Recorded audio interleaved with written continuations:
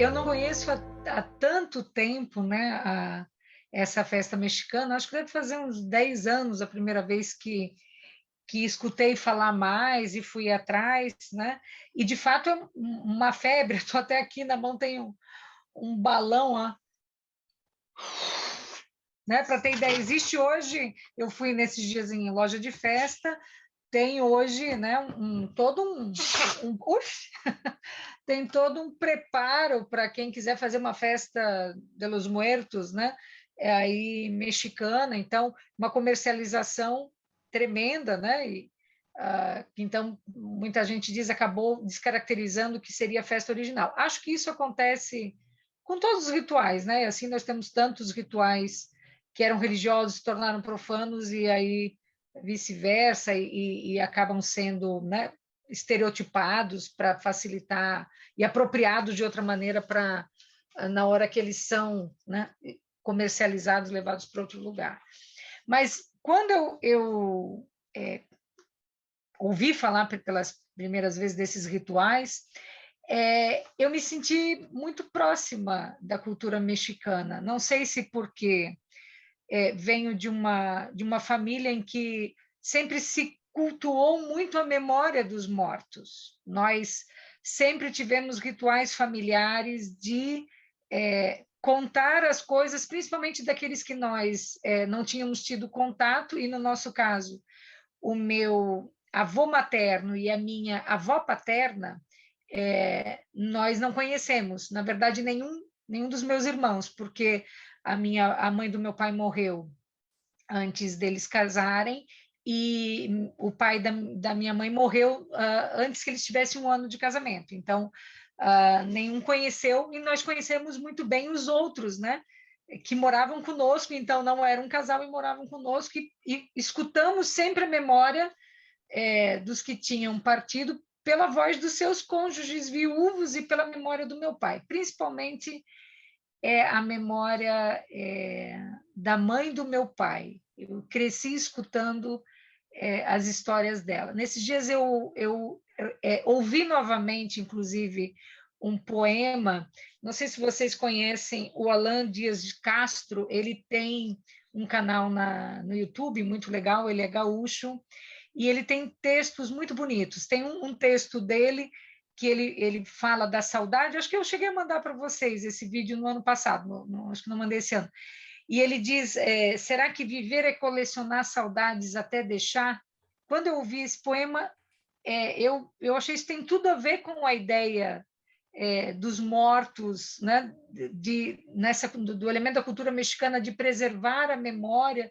E aí, nesse poema, o Alain diz: eu não conheci, me deu uma saudade da minha mãe. Ele diz: liguei para minha mãe, que disse que estava com saudade do meu pai, o pai dele já falecido, e aí ele diz, e a mãe disse que tinha saudade do pai, né?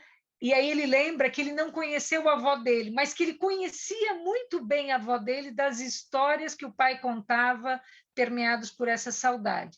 Então, acho esse é um ritual que talvez para a nossa cultura, de modo geral, as pessoas têm um estranhamento, porque nós não costumamos ter esses rituais de festejar esse sentimento da saudade com um elemento mais suave, vamos dizer. Parece que vai contra a natureza da nossa cultura, né? De que pareceria absurdo você fazer uma festa para relembrar os que já se foram, porque você deveria demonstrar tristeza, né? E a ideia, por exemplo, em alguns altares, né? Em alguns lugares eles usam colocar a foto.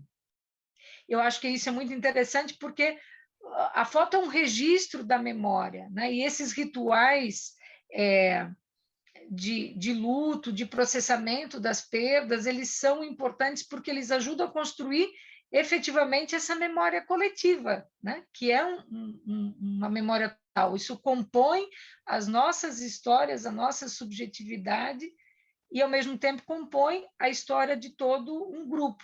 Eu acho que esse é o efeito mais perverso da pandemia, né? Eu perdi um grande amigo nessa pandemia, né?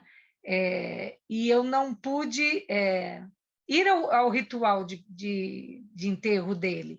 e morreu ele, e eu não conhecia, ele é um grande amigo do CEUB, né, o Dr. Jorge. Eu comecei a trabalhar no CEUB porque ele me levou até, eu fui ao CEUB entregar o currículo e ele me levou até a coordenadora que depois me contratou.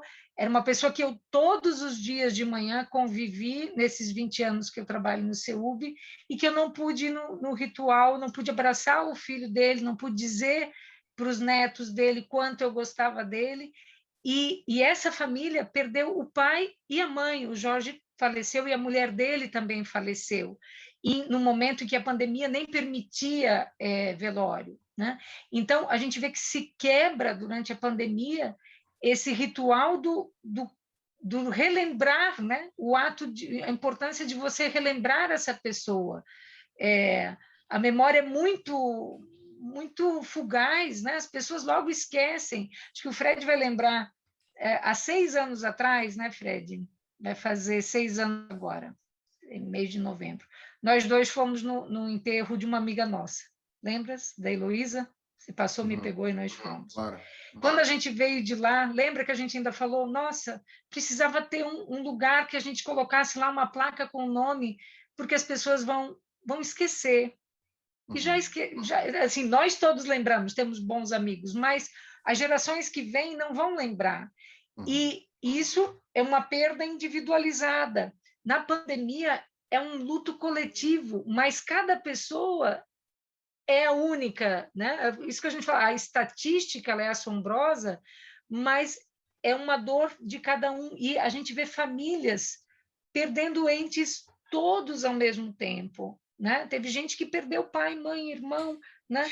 Então, eu acho que a pandemia faz a gente repensar, né, a construção da memória coletiva, a gente como, né, como esse momento histórico que a gente está vivendo.